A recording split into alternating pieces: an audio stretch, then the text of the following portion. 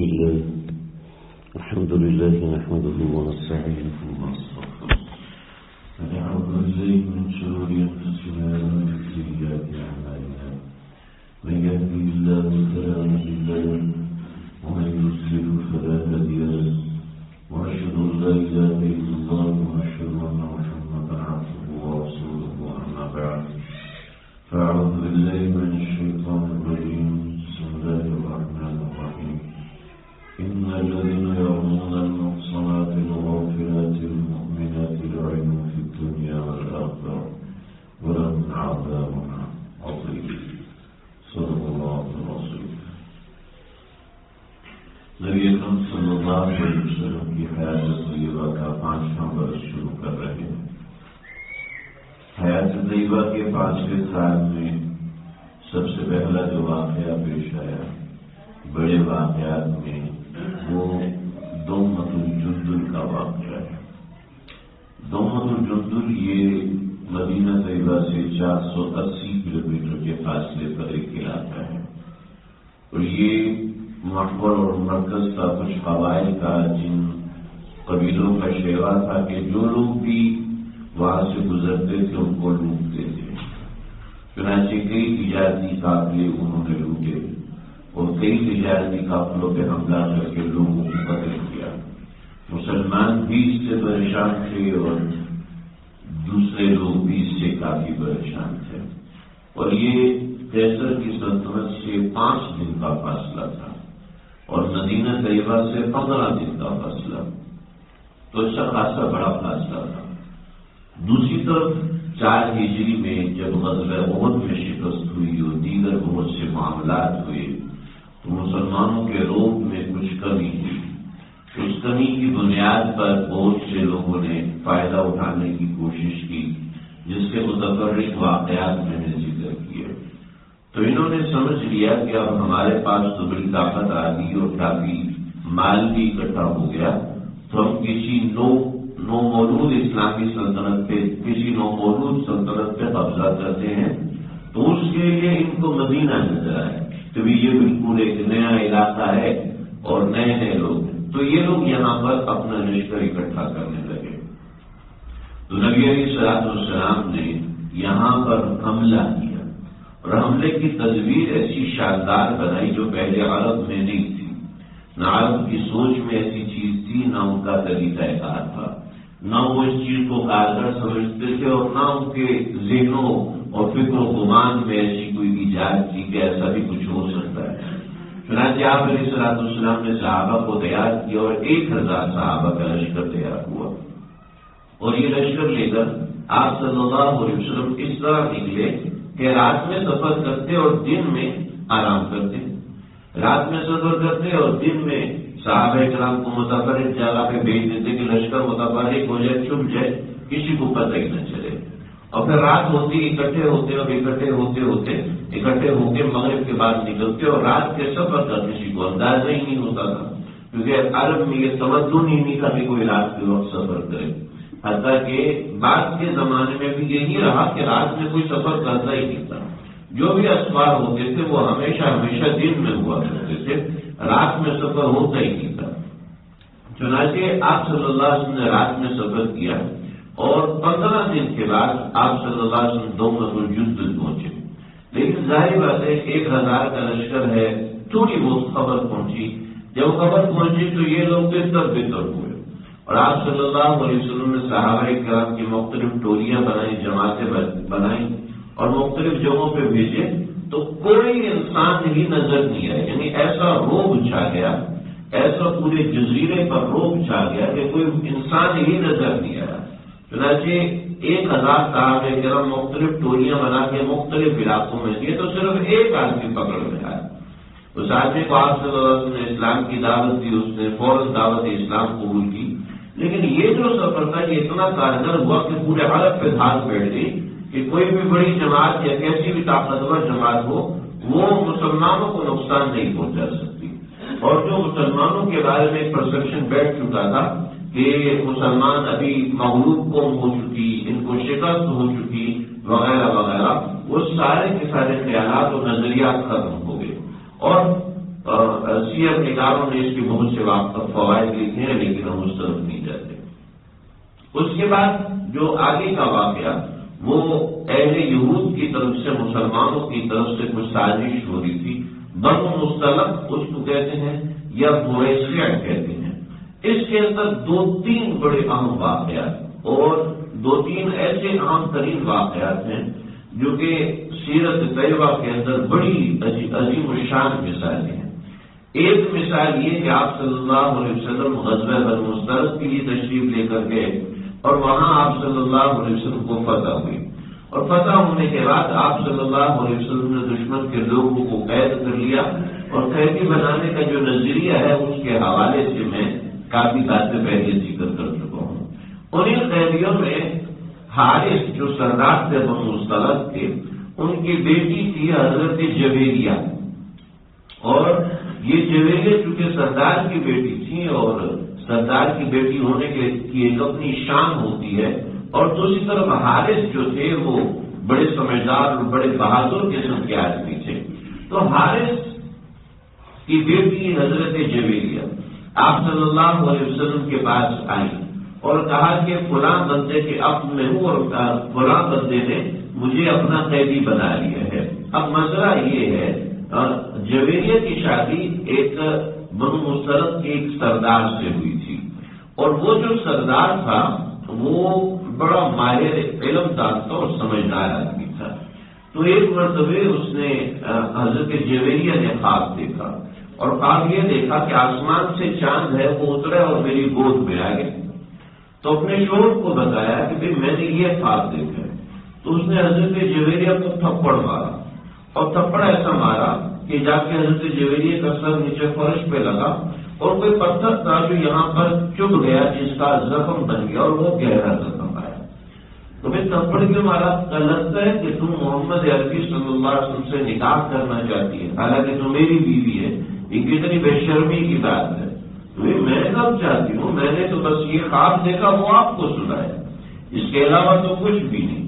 لیکن اس کے کچھ مہینوں کے بعد یہ واقعہ پیش ہے کہ حضرت جویریہ آئی، اور حضرت جویریہ اللہ کے نبی کے پاس گئی کہ میں قیس کی باتی ہوں اور میں نے اس سے بات کی ہے اپنے کتابت کی۔ اپنے کتابت یہ ہوتا تھا کہ جو آپ کے پاس قیدی اور غلام آ جاتا وہ آپ سے کہتا دیکھو میں اتنے پیسے دے دیتا ہوں تم مجھے آزاد کر دو۔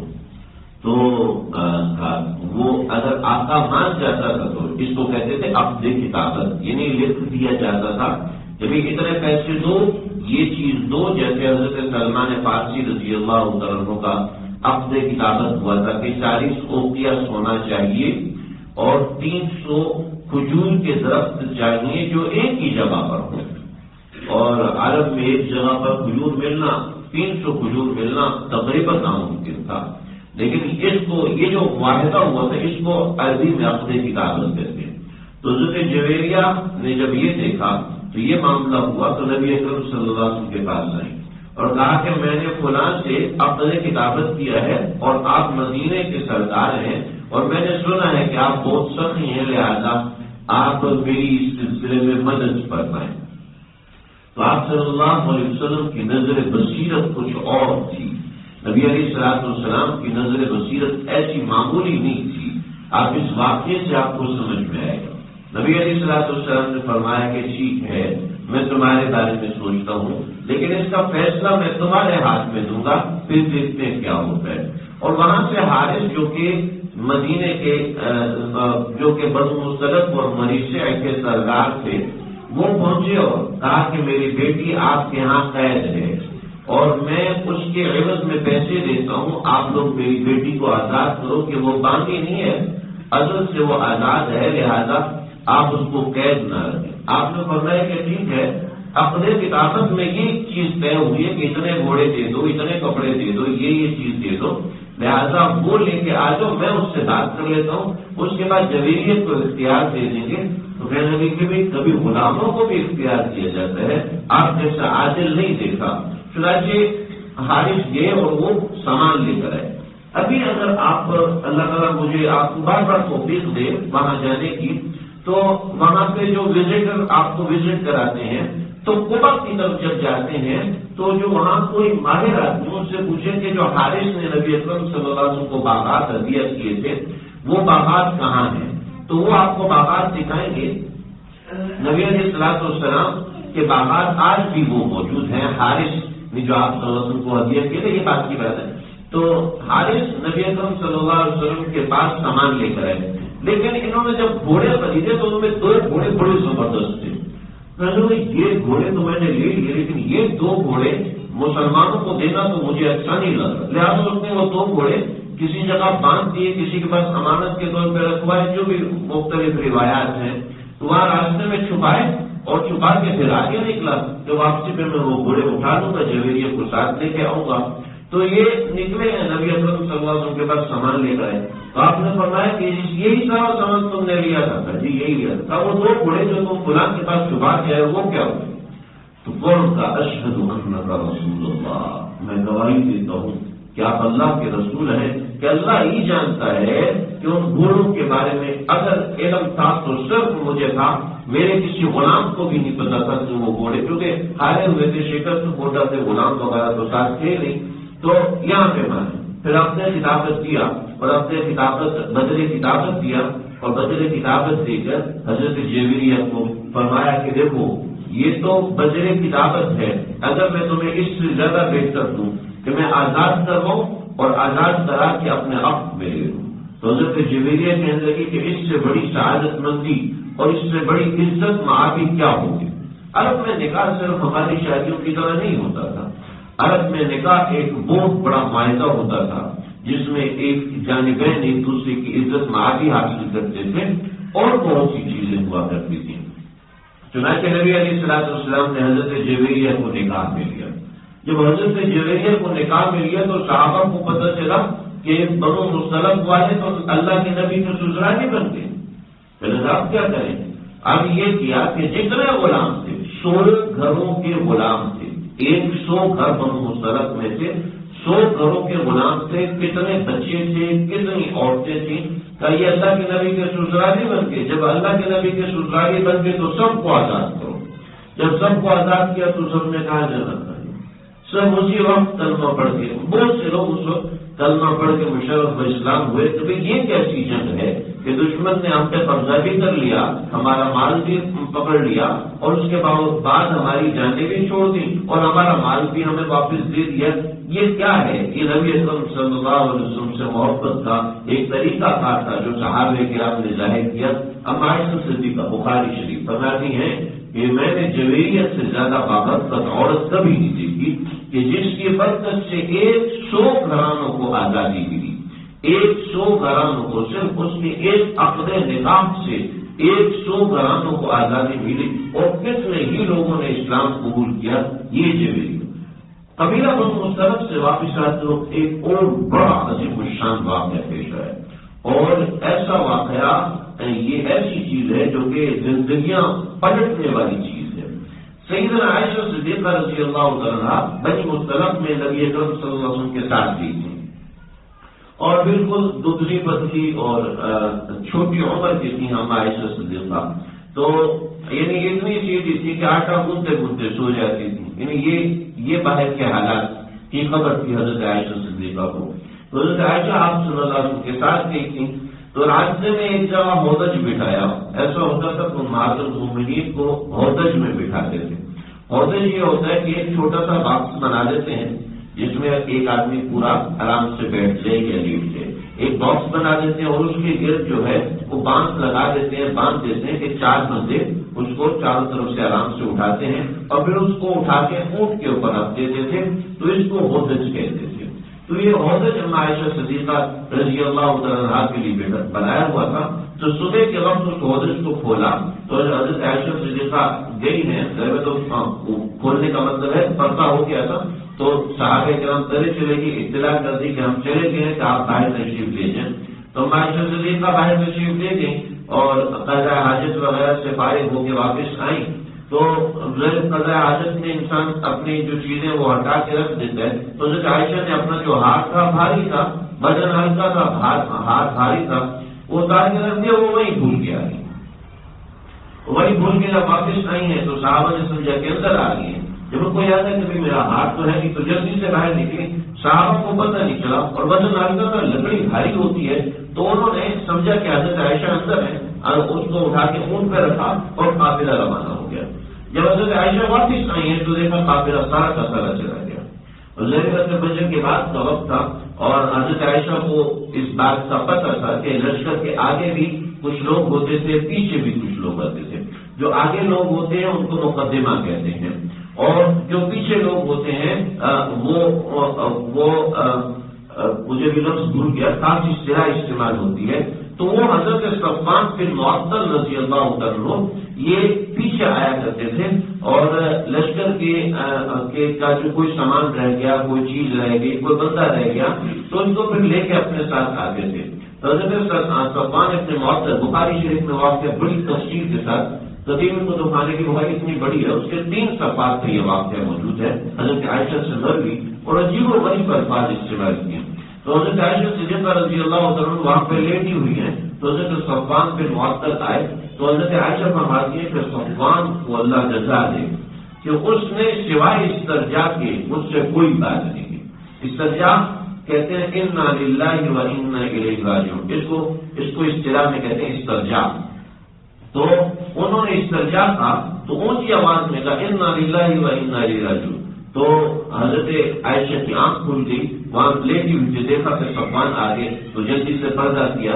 حضرت صفوان نے اونٹ آگے کیا, خود پیچھے چلے گئے. حضرت عائشہ اونٹ پہ بیٹھی اور اونٹ پہ بیٹھ کے اور پھر آگے چلی گئی. اب یہاں ایک اور بات سمجھیں. بات یہ ہے کہ کیونکہ پیچھے کا غزوہ دومۃ الجندل میں مسلمانوں کو بڑی فتح ہوئی تھی اور مسلمانوں کا روب سارے عرب میں چھا گیا تھا, تو منافقین اس غزوے میں مسلمانوں کے ساتھ ہو گئے کہ بھئی اب ہم مسلمانوں کے ساتھ رہیں گے تاکہ جو مال ان کو مل رہا ہے وہ مال ہمیں بھی ملے گا. تو منافقین ساتھ ہوں گے. تو عبداللہ بن ابی رئیس المنافقین بھی ساتھ تھا.